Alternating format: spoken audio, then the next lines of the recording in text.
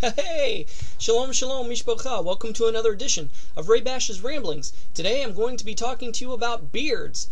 Many people have come up to me and questioned at one time or another why my beard is trimmed short. At other times I have it down to here and in braids with beads.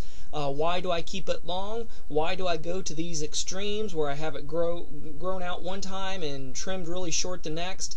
What is the verse in Leviticus 19:27 all about? How do you interpret that? So this is my vlog response for that. Leviticus 19:27 says, "Ye shall not round off the edges or the corners of your head or scalp." And so that's just the first part. That's part A of verse 27. Basically what that means is you're not to look like one of the Three Stooges, like Mo. You're not to have a bowl cut. The pagan Egyptians would have a bowl cut where their sides, the circumference of their head, was totally shaved bald. So the temples right here were bald. There was no hair there.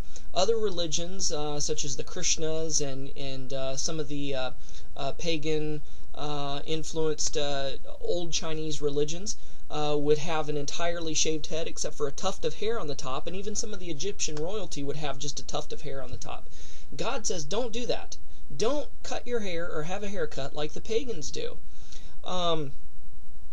So this is a prohibition about basically shaving your head bald, or at least shaving the temples. This would also include the Catholic monk practice of having the same type of haircut, but also a bald spot right there, and they shave it bald.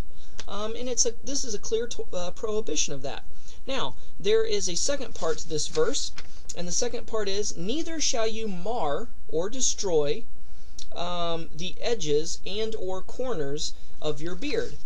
Now, in Orthodox Judaism, they have narrowed the whole head down that we have so many corners, so many points. You know, your jawline is a point, your chin, if you have a double chin, that's a point, and there's different points. I won't go into that, but those are considered corners because they're points.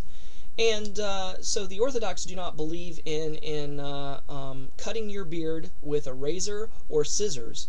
So in most cases, they just let theirs grow very long. To them, it is a very noble thing to do, to let their hair grow long. Likewise, with the hair on their temples, they grow it very long to where, they have like these spit curls. They're called peyote. Not peyote, but peyote.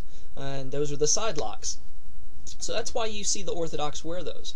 Now, technically, if you want to get down to the nitty-gritty of what the Hebrew says, not what Jewish tradition says, not what the Orthodox says, but what the Hebrew says, there's no prohibition about trimming or shaping your beard, but to mar the corners means to destroy, which brings a connotation of ripping, of pulling or ripping your hair out violently, or somehow violently removing your hair so as it won't grow back. Sometimes a lot of the pagans, they would burn their face so their hair wouldn't grow back, so it would kill the follicles. They would rip it out and keep ripping it out every time it would grow out. And of course it also is a prohibition about shaving with a razor totally bald the hair on your face. Basically, it says your beard. The very last words of that verse is your beard, implying that men, if you're able to grow one, grow a beard. It's kind of like the women. The glory of a woman is her long hair. The glory of a man is his beard, per se. Now, I know of a famous rabbi who went through the concentration camps. He was one of those who had the Nazis experimented on, and as a result, he couldn't grow a beard. Well, this doesn't apply to him because it wasn't his choice, and he can't grow a beard because of what somebody else did to him. I know another rabbi who can only grow a natural goatee. It looks like he shaves, but he just can't grow hair here. I've known this man for years, and so he has a natural goatee. So he has fulfilled this commandment to the best of his ability. If you can't grow a beard, you can't grow a beard. If you can, go ahead and do it. Now, depending on the weather, sometimes in the summer I like to trim mine down really short. In the winter, sometimes I like to grow it out.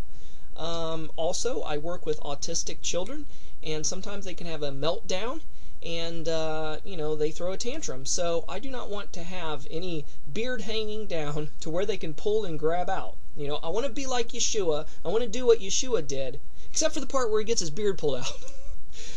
when the people pulled his beard out on his way to his execution. If I can prevent that from happening, I will. So it's hard for a child to grab onto a nicely trimmed beard.